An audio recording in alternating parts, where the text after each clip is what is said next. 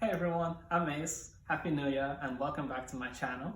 Thank you to those of you who participated on my Instagram poll. The check engine light topic won, and I'll be discussing that in this video. One of the top areas that I've seen technicians struggle with are check engine lights.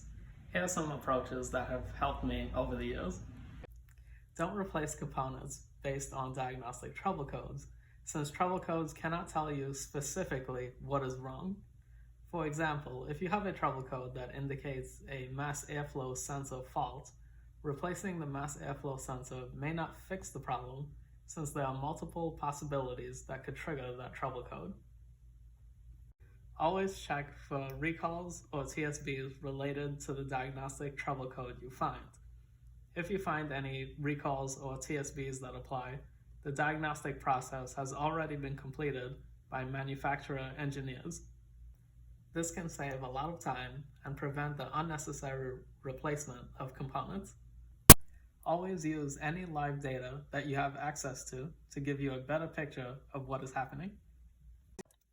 For example, if you have a trouble code that indicates overheating, you can verify whether or not this is happening by looking at coolant temperature data. If you have multiple trouble codes, they will be listed in the order of importance from high to low. It's important to pay more attention to the trouble codes at the top of the list. These represent the primary fault and are often closely related.